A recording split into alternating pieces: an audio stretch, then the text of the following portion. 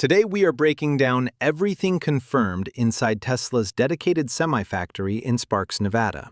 The real footage, the verified engineering decisions, and the manufacturing logic that makes this facility different from anything else in heavy trucking.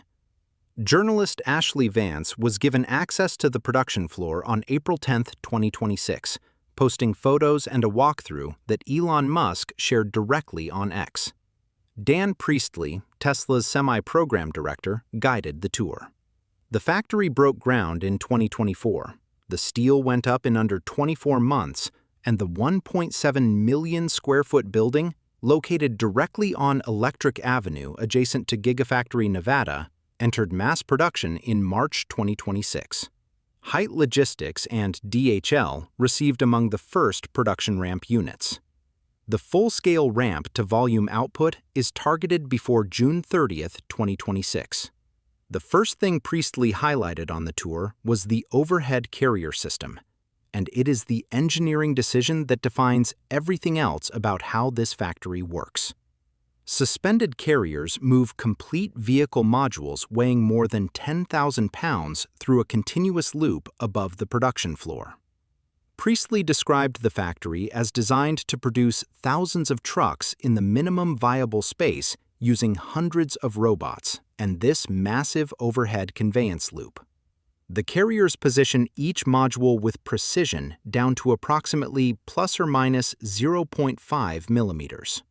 In a conventional heavy truck plant, repositioning a component of that mass requires forklifts, cranes, and multiple operators, a process that can take several minutes per move. Here, it happens automatically and continuously.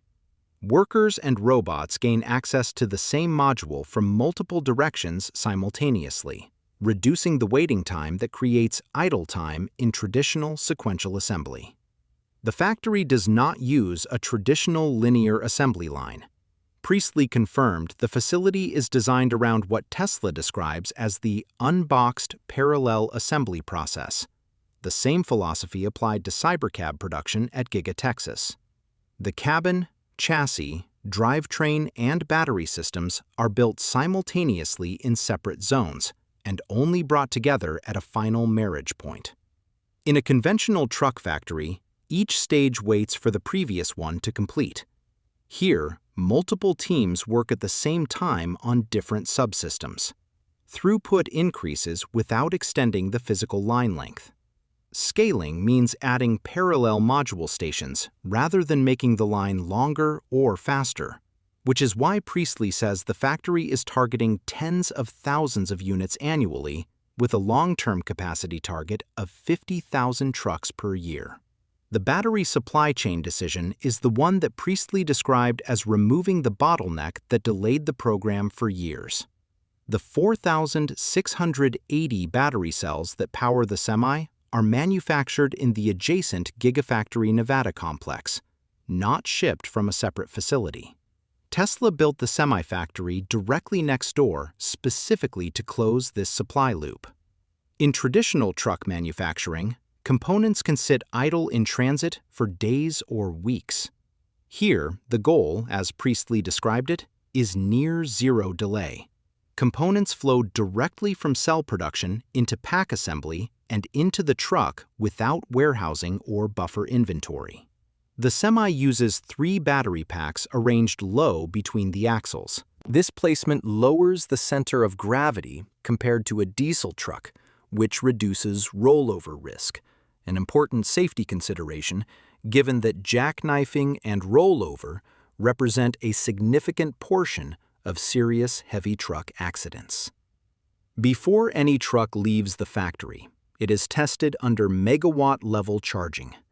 The semi charges at up to 1.2 megawatts at megacharger stations, recovering 60% of range, approximately 300 miles, in about 30 minutes. Priestley confirmed that this charging capability aligns specifically with mandatory federal hours of service rest periods for drivers. The factory validates every truck under these real-world charging conditions before delivery. At 1.2 megawatts, thermal management becomes the central engineering challenge.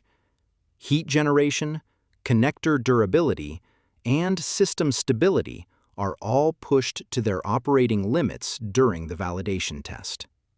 Tesla also confirmed that regenerative braking handles up to approximately 80% of braking force electrically, extending mechanical brake life significantly compared to conventional trucks, a maintenance savings that compounds over hundreds of thousands of operating miles. The factory tour also revealed the light tunnel quality inspection system at the end of the assembly line. High-intensity controlled lighting illuminates every surface of the completed truck to expose imperfections invisible under normal conditions. Priestley described this as both a quality filter and a data feedback loop. Defects caught here feed information back into the production system to improve upstream processes. This final verification stage is one of the reasons Tesla's fleet data shows 95% uptime from the pilot program trucks, with 80% of breakdowns resolved within 24 hours. The quality standard required to hit those uptime numbers starts here on the line before delivery. The driving experience that comes out of this factory design is directly shaped by the manufacturing decisions made inside it. 3 independent rear-axle motors deliver 800 kilowatts, over 1,000 horsepower, with instant torque at any speed. No gear changes, no lag under load. DHL's real-world fleet testing confirmed energy consumption of approximately 1.72 kilowatt-hours per mile under a full 75,000-pound load over 388 miles. The 2026 production model carries an approximately 1,000-pound weight reduction versus earlier prototypes, which, combined with the federal 2,000-pound EV weight exemption, brings the long-range semi to payload parity with diesel Class 8 trucks at 82,000 pounds gross. The central driving position, which Priestley confirmed was an aerodynamic decision that enabled the 0.4 drag coefficient, also improves forward visibility compared to conventional offset cab designs. The megacharger network being built to support this fleet is expanding in parallel with the factory ramp. Tesla opened its first public megacharger in Ontario, California, in March 2026, positioned near the I-10 and I-15 interchange, serving the ports of Los Angeles and Long Beach. The company is targeting 37 megacharger sites by end of 2026 and 66 across 15 states by early 2027, with pilot travel centers beginning construction at multiple locations in the first half of this year. Customers currently operating production ramp units include Height Logistics, DHL, Ralph's Supermarkets via the Kroger partnership, targeting up to 500 trucks, and PepsiCo, whose California fleet has been running since 2022. What the Vance and Priestley tour confirms is that the Tesla Semi factory has crossed from construction site to operational manufacturing. Parts of the facility remain in progress. Priestley said this explicitly on camera, but the equipment is installed, the overhead loop is running, and trucks are rolling off the line. The 50,000-unit annual capacity target is an end-state ambition. A realistic 2026 output is several thousand units as the line calibrates and scales.